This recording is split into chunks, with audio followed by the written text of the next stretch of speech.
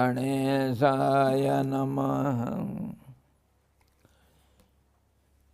ॐ नमस्तुते व्यासविशालबुद्धे फुल्लारविन्दाय तपत्रनेत्र येन त्वया भारततैलपूर्णः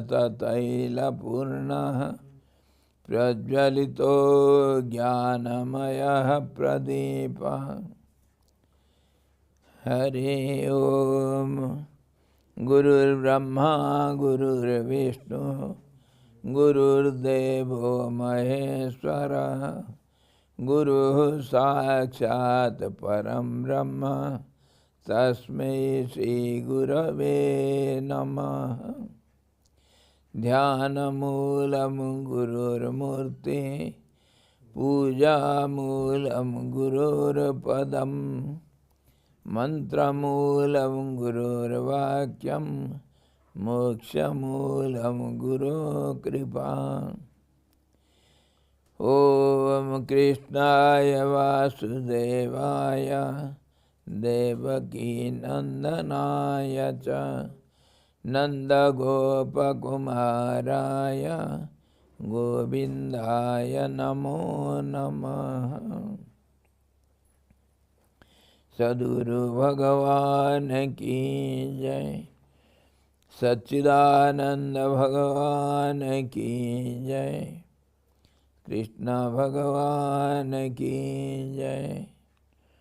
गीता माता की जय।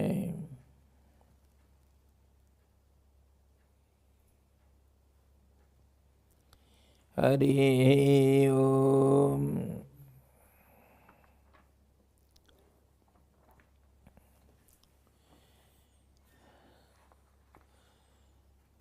We are discussing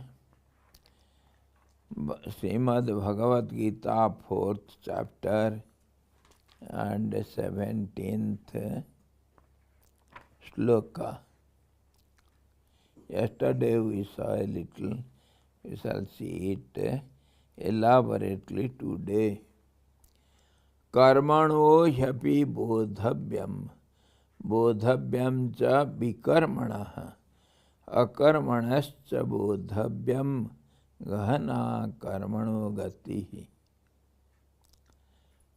For verily the true nature of action enjoined by the scriptures should be known.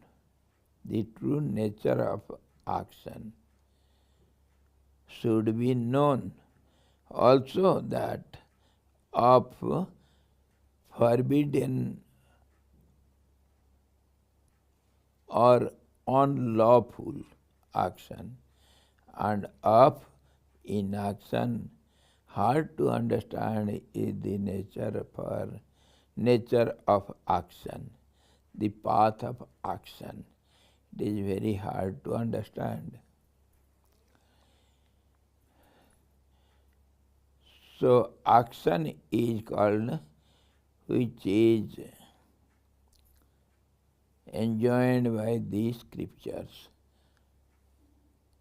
according to the decision of the scriptures. This is called action, and every action will have its reaction also, and the doer of the action also get the reaction of the action to enjoy. He is bound to enjoy the reaction. And inaction is non-action, which is not considered to be action. That also is very difficult to understand how it is called inaction. And some actions are forbidden by the scriptures. This should not be done. The injunctions of the scriptures, what should be done, what should not be, do's and don'ts. Accordingly, we have to understand what is not to be done, forbidden actions. In this way, action is classified into three categories. One should understand thoroughly well the nature of action and what is called inaction and what is forbidden action, so that he can perform everything, every action he can perform in a right way, so that he will achieve the goal of the life. Karmanya karmajah pasyet akarmani cha karmajah sabuddhiman manusyesu sajuktah krishna karmakrit. He who sees inaction in action and action in inaction, he is wise among men. He is a yogi and performer of all actions, who understands both at a time, what is called action, what is called inaction. So if one is bound to the action and reaction, then if he knows both to its real meaning, then he can transfer action into inaction, and he will not be attached to action or its result. In common parlance, action means movement of the body, body senses. Body means the whole total body with senses, mind, prana, etc. Movement of the hands and feet, and inaction means to sit quiet, not to move the body with all these senses. This is understood commonly by everyone. He is doing some action means movement of the body is seen. And he is not doing anything means body is silent, no movement in the body. That is common understanding among the people. It is the idea of agency, the idea I am the doer, that binds man to samsara. So now we are discussing the nature of the action, how it is called action. Only movement is not action. It is of course commonly understood by everyone without its proper meaning. People understand action means the movement of the body, but that is not really the action. Action means the agency who does the action, that is called, then only he will be responsible for the action.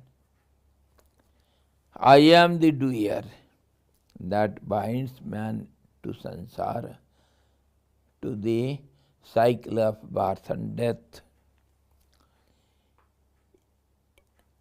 That is otherwise known as bondage, non-freedom. He is bound to go through the cycle of birth and death. If this idea vanishes, I am the doer, if this idea vanishes, action is no action at all. If there is no doer of the action, then how can action be performed? There should be some doer of the action. Without cause there is no effect. If the effect action is seen, there should be some cause, means the doer of the action. If the doer is not found, the action is not taken as action. Action is no action at all. If the idea of I am the doer vanishes, it will not bind one to the sansar. This is inaction in action. In the action, it is called inaction. Though the action is done, yet because no doer is found, so action is not considered as action. Who will enjoy the result of it? Suppose there is no student in the exam hall and some answer papers are seen by the examiner.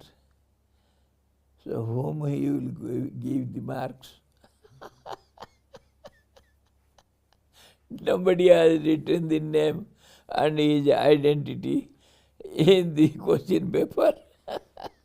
So who will get the marks? It is thrown to the pending files. No student is found.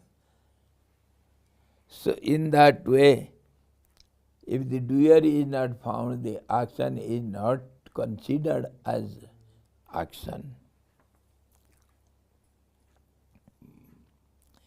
If you stand as a spectator or silent witness of the nature's activities,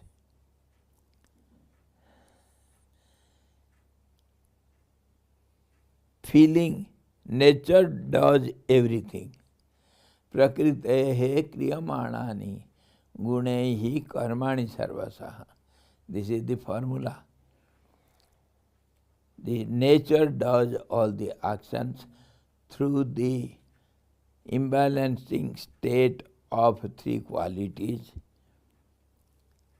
And who will be the doer there? Prakriti means it is not one entity. It is a collective, transforming, every moment changing phenomena. So many agents will be responsible for one performance. So nobody will be found as a single doer. That's how the Prakriti, the nature, does everything. If one feels this, I am not the doer, I am non-doer or karta. If you identify yourself with the actionless self, I am the self, I am the witness, I am not the doer, I am the spectator, I am not in any team of the match. I just am an onlooker. So I have got nothing to say. Let any team wins the game or loses the game. What does it matter to me? In this way, I am non-doer or karta. If you identify yourself with the actionless self, no matter what work or how much of it is done, action is no action at all. This is inaction in action. Inaction in action, doing everything, yet feeling of non-doership makes you inactive. So it is inaction in action. Though you will be doing everything, you are witnessing the whole game of the both teams. You are just the spectator. You are sitting in the audience.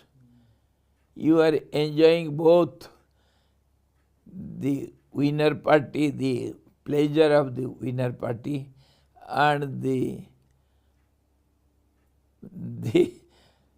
sadness or the miseries of losing the game of the defeated party. So in both cases you are the enjoyer. You have no gain, no loss. In this way, action in inaction and inaction in action. A man may sit quietly, he may not do anything, but if he has the idea of agency or doership, or if he thinks that he is the doer, he is ever doing action, though he is sitting quietly. This is action in inaction. Inaction means keeping quiet. But though he is keeping quiet, mentally he is involved in it. For example, we are Indians. We have to support the Indian cricket team. And the match between India and Pakistan is going on. So, naturally, we support the Indian party. So, though you are sitting in the audience, yet supporting Indian team, so you are the doer. You are the actor supporting. Maharaj, now the matches are playing between India also. Yes, IPL. Or IPL. So in family also there is a division. Yes, yes. The children will be supporting some team, Yes. and the elders will be supporting the other opposite team. In one family, it is seen in election time, one will support BJP, the other will support our Congress, the third will support Sapa. In one village there will be so many parties.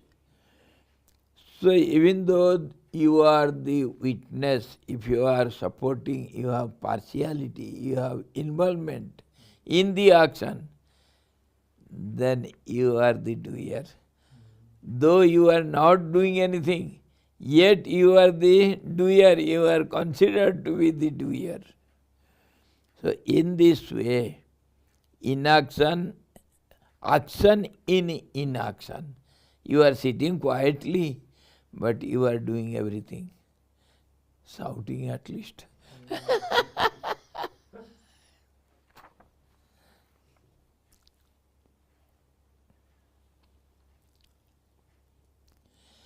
This is action in inaction. The restless mind will ever be doing actions, even though one sits quietly. Actions of the mind are real actions. Actions of the movement of the body is not called real action.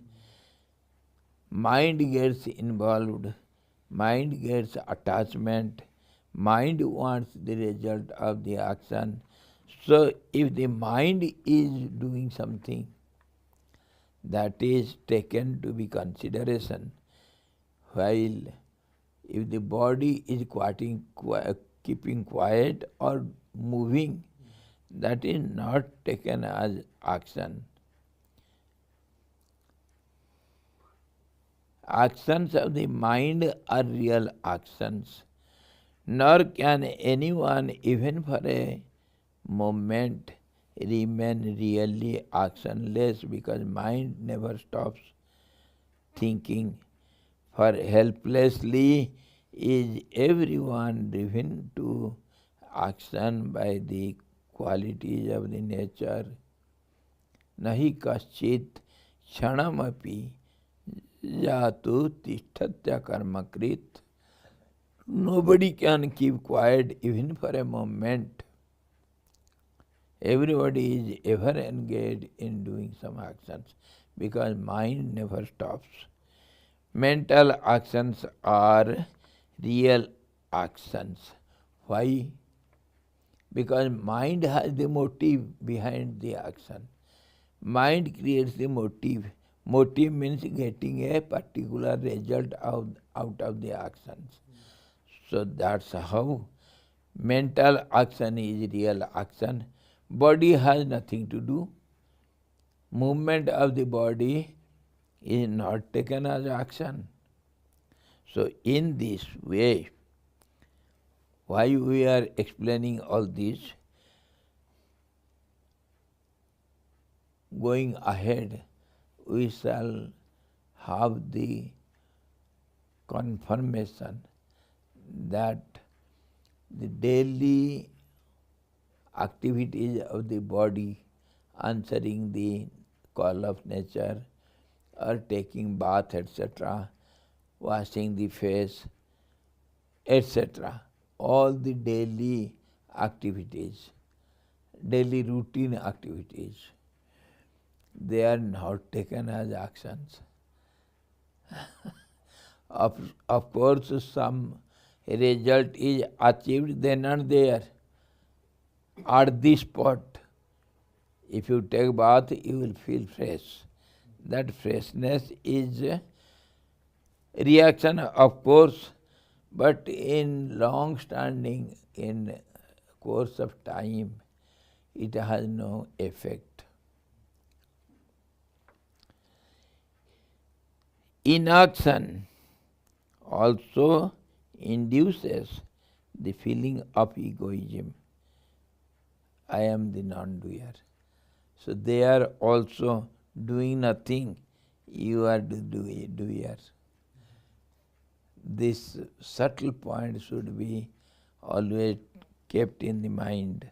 Inaction also induces the feeling of egoism. I need nothing, I have renounced everything. That ego is the most dangerous ego. Ego of renunciation. That is very hard to control.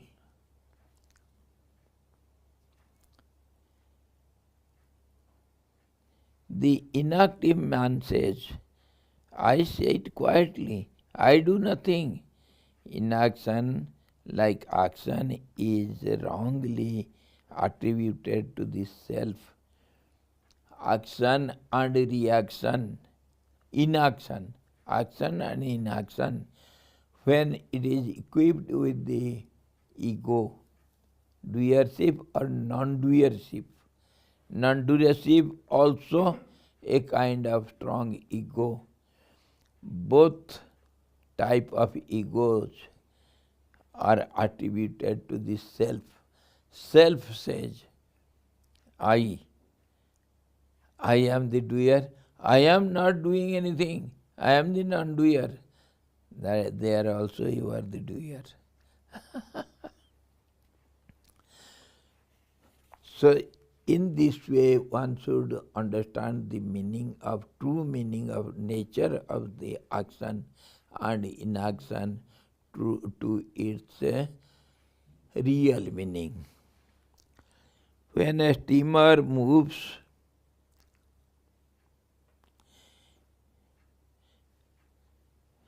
inaction like action is wrongly attributed to the self. Now, he is the performer of all actions who knows this truth. Though he does nothing, yet he is the all-doer. An all-doer is never attached to the doership.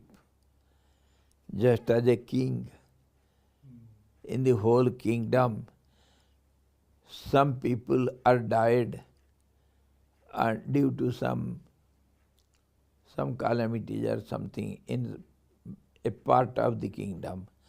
Other part is flourishing. Huh? So plus minus gets zero. So the king is never perturbed by loss or gain. In the same way, the performer of all actions who knows this truth, in reality he is not the doer. In that way he does everything. He has attained the end of all actions, that is freedom or knowledge or perfection. When the whole total is mine, then what happens? The technical point to be understood. When you are the owner of whole total, then there is no feeling of incompleteness in you. So you lack nothing. In that case, what happens? There is no desire to have anything. So when there is no desire, no result, you enjoy. So you are freed from action and inaction, the result of action and inaction. So in that case, you are not entangled in the cycle of birth and death. When you feel the total, whole total feeling, at that time you feel the completeness, fullness, whole totality in aggregate. So there is no lacking anything, getting anything, or losing anything. At that state only one is freed from the action and reaction. That is called attaining the highest state of existence, that is freedom. He gives some examples. When a steamer moves, the trees on the shore, which are motionless, appear to move in the opposite direction to a man who is in the steamer.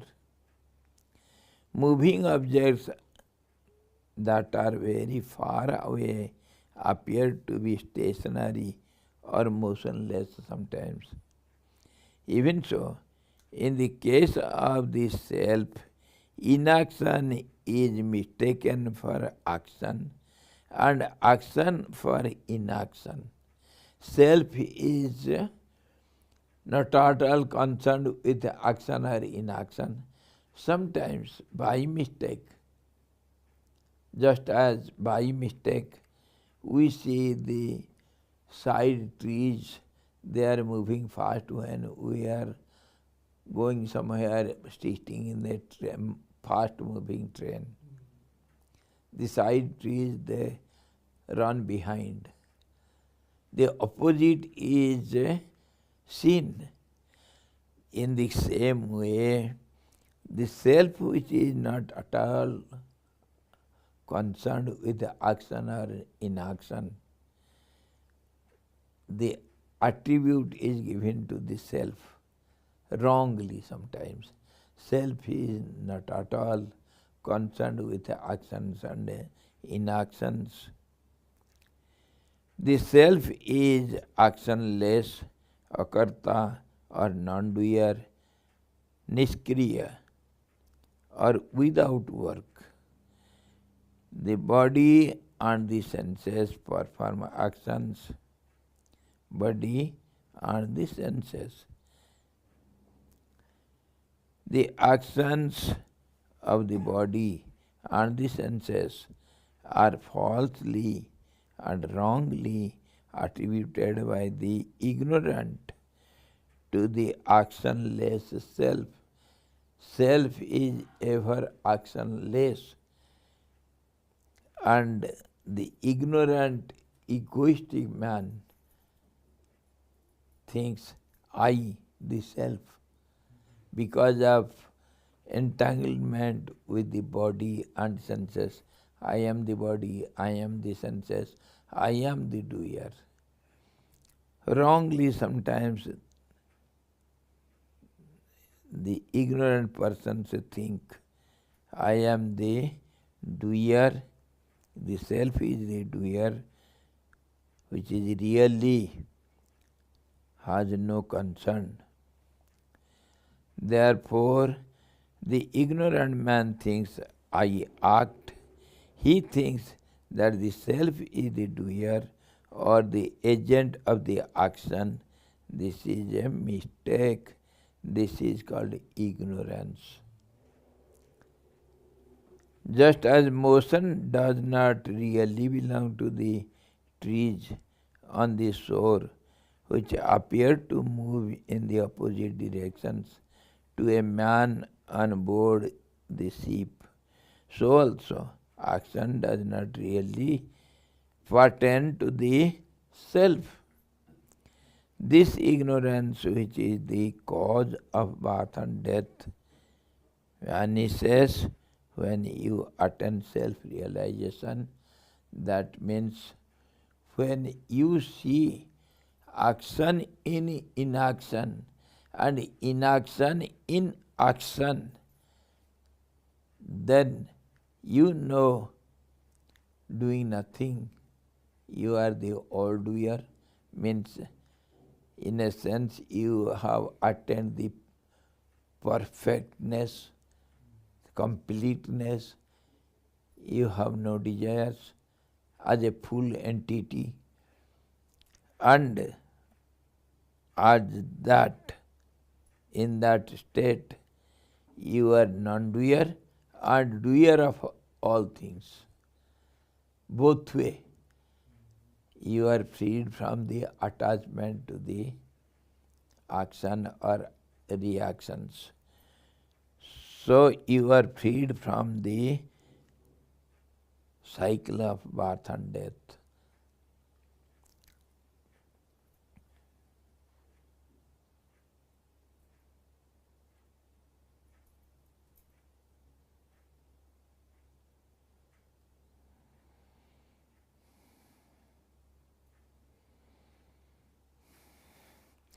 Why Lord Krishna is explaining all this to Arjuna? What is the purpose behind it?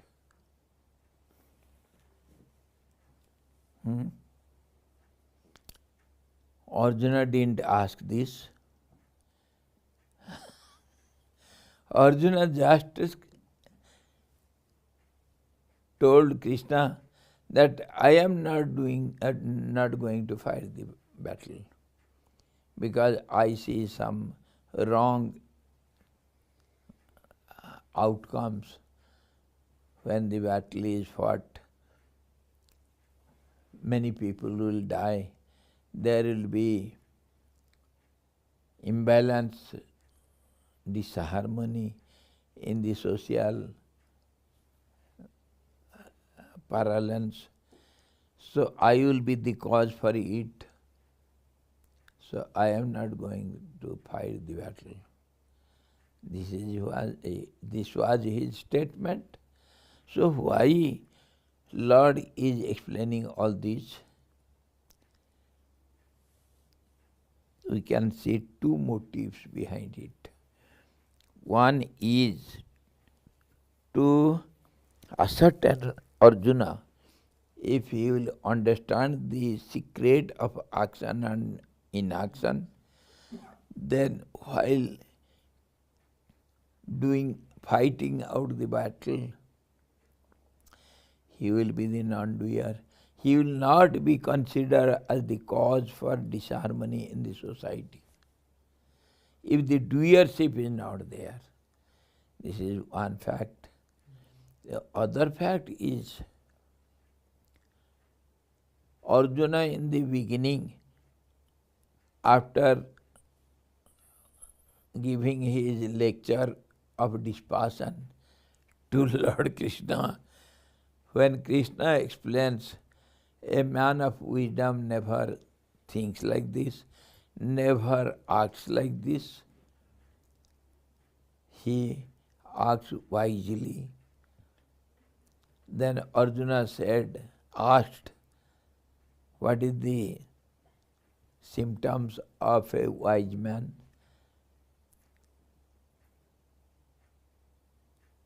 Sitadhi kim prabhaseta Kimasita brajeta kim. What is the symptoms of a wise man? How does he sit? How does he talk? How does he walk?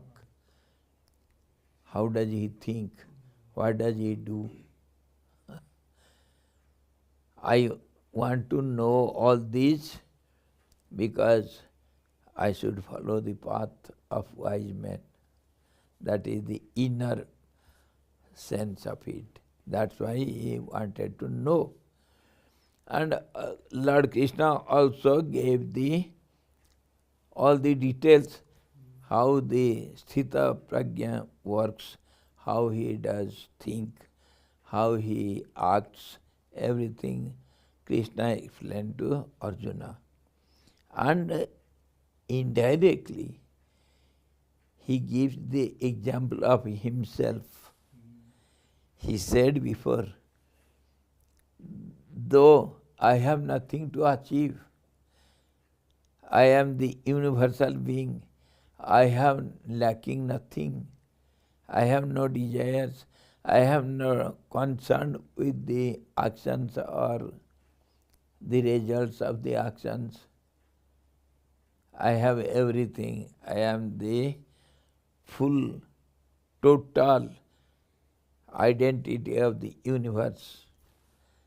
In such case, I have nothing to get. Yet I am ever engaged in doing actions. What for? To set an example. Before whom? Before you, my dear Arjun. You asked the ways of the wise men, how do they do? Huh? So why don't you see me and follow my path? He indirectly said, I am setting all these examples before the society so that they will follow me. Are you not one among them? Follow me and obey my order. Go and fight the battle and think you are the instrument in my hand. You are the puppet in my hand. As I wish I can make you dance. I am the all-doer. That's why he is explaining. Such a person becomes all-doer and non-doer, both at a time. So he is indirectly explaining, Arjuna, my dear, I am before you. A small story.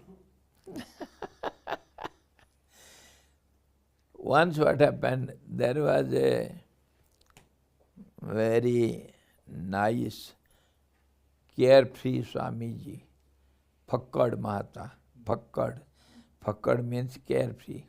He never cares for anything. He goes daily to have alms somewhere, Madhukari, just begging somewhere in 5-6 houses, whatever he needs for the day. Food only, nothing else. He will go and get the food, go to Ganga bank, sit there, eat, and wash the vessel. We say it khappar, some elliptical bowel, khappar. And he goes back home. He was living in Ujjaili, a part of Uttarakanchi, this side. And he used to go somewhere according to his free will. Sometimes he will go to the town itself, taking some alms here, somewhere else, little, how much he wants for the day. In that way he used to spend his time. One day, it was summer day, time of pilgrims, and the bus loads of passengers used to come to Uttarakanchi to go to Gangotri and see four dhams. So that day what happened, this our Fakad Mahatma, he has just finished his food and he was returning slowly, carefree. Slowly he was coming, keeping the bowel on the head because it was hot sun.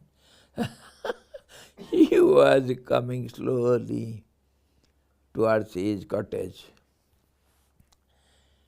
And a bus full of Rajasthanis, they were peculiar people with turban on the head and peculiar dress, and if one goes somewhere, all others will follow blindly him. In that way they were going here and there in the bus station. And our Swamiji also looking here and there meaninglessly, slowly advancing. And one among those pilgrims comes, and so all others also follow him. And this fellow comes to the Swamiji. Swamiji, Swamiji, please, please, hear us. We think Uttarakanchi is a place of Mahatmas. So can you tell some Mahatmas, we want to have darshan? Can you direct us somewhere? We want to have darshan of Mahatmas. So the Swamiji stands there quietly and looks at the person. Then he again repeats the same question. Swamiji, why don't you direct us somewhere? We want to see some Mahatmas. Please tell us. Second time also he is looking at the person with open eyes. Then third time he repeats, Swamiji, why don't you tell me some persons to see some Mahatmas? He's telling Swamiji only. He is asking the Swamiji. No, he is telling Swamiji, please tell us to show some Swamiji. Some Swamiji. So this Fakad Mata, after third time repetition, he says, "Oh blind fellow! Are you not seeing me standing before you? Get darshan." You blind fellow, asking some Swamiji, are you not looking at me? I am a Swamiji. Have darshan.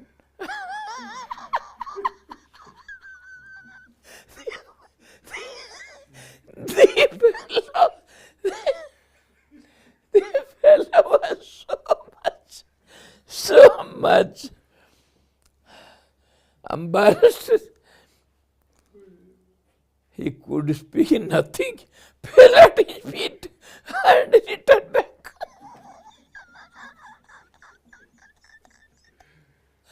Why I tell this story?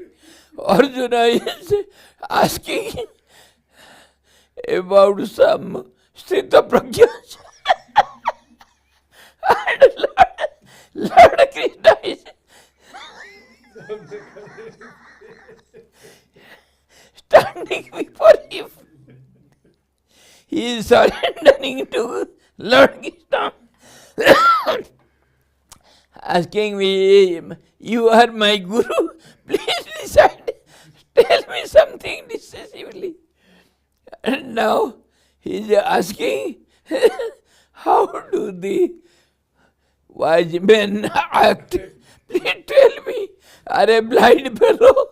I am standing before you. This Yogeshwar, I am the boss of the whole universe. I'm standing before you, you fool. So, this is the inner meaning. Why Lord Krishna is explaining all this? Anyway, tomorrow we shall see. You fellow, you are asking me to show some Mahatmas.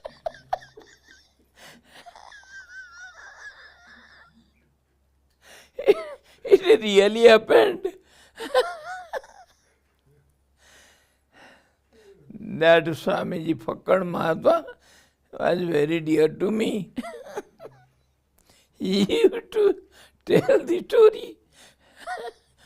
Premanand, sometimes it happened, and I did like this.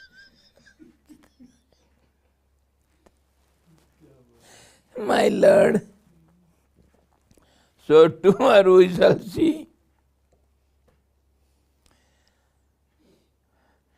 कर्मण्य कर्मजः पश्येत अकर्मणि च कर्मजः स बुद्धिमान मनुष्येषु स युक्तः Krishna कर्मकृत. One who sees action in inaction, inaction in action, he is the real seer who understands the inner meaning of action and inaction, and he is really doer of all actions, and he is a wise man. Tomorrow we shall see Jasya sarve samarambha kama sankalpa varjitaha jnana agni dagdha karmanam tamahu panditam buddhaha. Now we shall see how this action can be transferred into inaction, and inaction can be considered as action. What is the method to transfer one into the other? How to use the electricity as magnet and magnetism into electricity to have some light. This method we shall see tomorrow. Hari Om. Purnamadaha Purnamidam Purnat Purnamudachyate Purnasya Purnamadaya Purnamevavaseshyate. Om Shanti Shanti Shanti. Sadguru Bhagavan ki jai. सच्चिदानंद भगवान की जय. कृष्ण परमात्मा की जय. गीता माता की जय. हरि ओम.